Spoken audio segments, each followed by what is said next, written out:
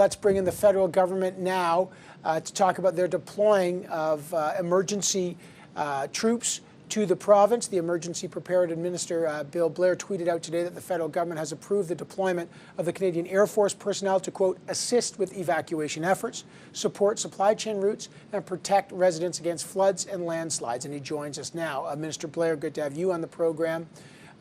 Give us a sense of what the province has asked for and how soon these Air Force personnel could be deployed. Yeah, thanks, Evan. They've obviously had an absolutely devastating weather event and flooding in British Columbia. Right from the beginning of this event, we've been in very close contact with our counterparts in BC. I've been speaking to Minister Farnworth, the Prime Minister, to the Premier. We were able to deploy very quickly Canadian Armed Forces resources to help get people off the highway at Hope, for example, in the early hours of this event.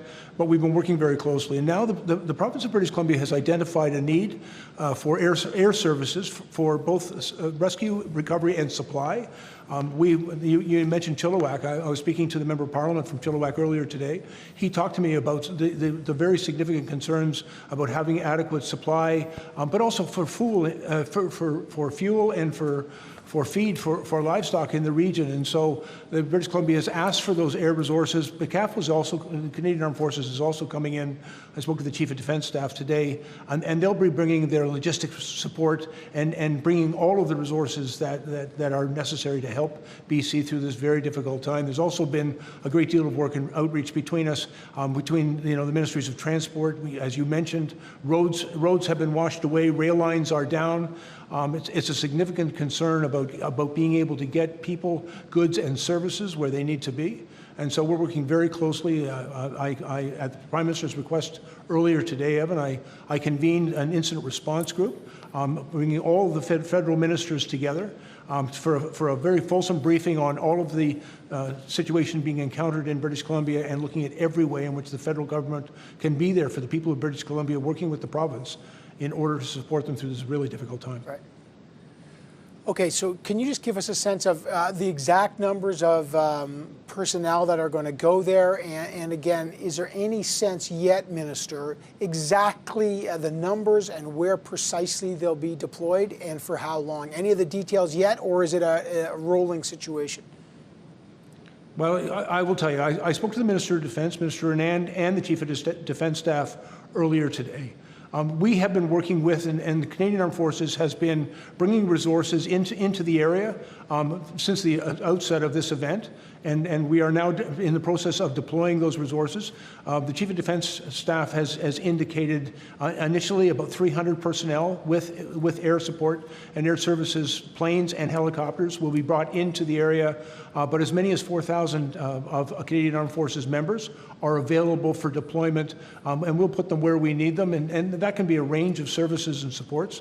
A lot of people are in need of supply, but we know that people have been stranded from their homes, and we want to make sure that we are there for them, and even sandbagging, and you made reference to the Barrowtown the pump station.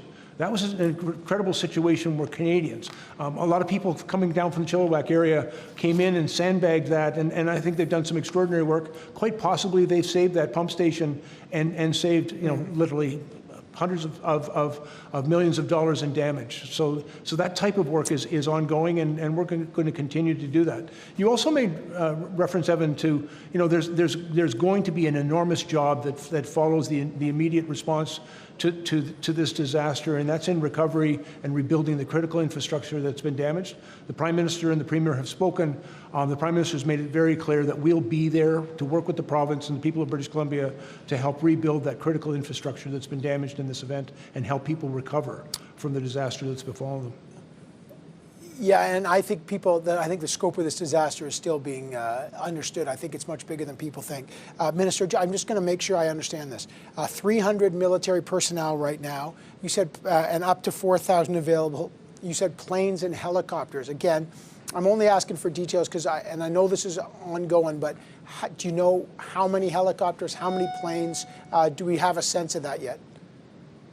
Yeah, apparently a C-130 is already been staged in Edmonton and making its way into the region. There are Griffith helicopters also being deployed from other parts of British Columbia and in Alberta into that region. And as well, there's been a number of Chinook helicopters that were going to come from Petawawa today, but unfortunately there was a bit of a weather event that delayed that, but they're moving as quickly as possible. As I said, the Chief of Defence Staff has made it crystal clear that he is working very closely with the Minister of Defence to support British Columbia. They're moving their resources and their people as quickly as possible. And we've seen countless events where the Canadian Armed Forces have stepped up and they've been there for Canadians. And you know, I think, you know, their arrival is going to be of tremendous assistance and reassurance to the people of British Columbia that they'll be there, that help is on its way and we'll be there for them. Minister, just before I get to the rebuilding of critical infrastructure, which you're absolutely right to point out is going to be needed in an urgent basis. But I spoke to a farmer today who had left Abbotsford, Colleen Kirkpatrick. She'd left her livestock there. She and her kids and her husband fled to Chilliwack. I asked her, how is it? She goes, there's no food on the shelves at the Walmart there. Their gas station's running out of fuel. Will the Canadian Armed Forces and the military be getting supplies into places like Chilliwack where the roads are cut off? You know, just to be really clear, Evan, you know, I think that kind of understandably people out of anxiety for the potential shortages are hoarding. And, you know, if you think you need something, your neighbors need it too. And so I think it's really important that people be, you know, restrained. And I want to assure them that hoarding is unnecessary. We're going to work with the BC emergency management people, and we're going to bring in resources to make sure that we can get those highways cleared, that we can get goods and services, essential services into those communities and support those people. We know that there's a shortage of food and fuel, and you know, mentioned livestock. I also spoke with the Minister of Agriculture today. We know that we have you know, an important job of supporting those farmers to make sure that we keep their livestock safe as well. There's been an enormous impact on mobility because of the roads and rail transport that have been knocked out by this storm, but we're working very quickly with the BC government, and we're providing the resources that they've asked us to provide. We'll continue to find every way, and I've asked all of my ministerial colleagues in the incident response group that the Prime Minister directed us to form today. All of us are looking through all of the ways in which we can be there for British Columbia and British Columbians during this tragedy. We're going to be there to support them, and you know, we're hearing. I reached out to my other MP colleagues on you know, from the region today, asked them to contact us directly on how we can help their constituents, and we'll be there to support people. All right. Last question, and real quick, a timeline question. Roads are washed out. Rail lines are washed out.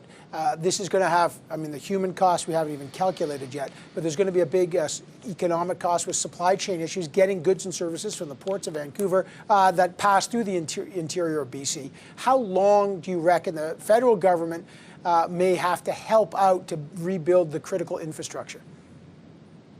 It's a really important question, Evan, and it's a question we're asking as well. There are reconnaissance flights that we've got in the air. Both the military and BC Emergency Management is putting flights up in the air to do those evaluations. We understand the importance, first of all, of getting both road and rail transport open as quickly as possible. You know, there are Western farmers that have to get their produce to the Vancouver port so that it can be exported to market. There's also really essential supply lines that need to be maintained. And so we understand the criticality of moving on that as quickly as possible. That's being evaluated. And I think the first order of business that has been made very clear by the Premier today when he declared a state of emergency and Minister Fleming, his Minister of Transport, is to open up those roadways so that we can get emergency services and essential supply lines moving along those roads as quickly as possible. There's a bigger job. The infrastructure impacts, you know, where bridges and roadways and rail lines have been washed away. That's going to take some time to repair, but we understand its urgency, and we've already made a commitment to the British Columbia government that we'll be there with them to help with the important work that has to be done as quickly as possible. I'm really pleased that you joined us today. I know there's an incredible interest in this emergency situation. Emergency Preparedness Minister Bill Blair, thanks for joining us. Appreciate it. Thanks very much, Evan.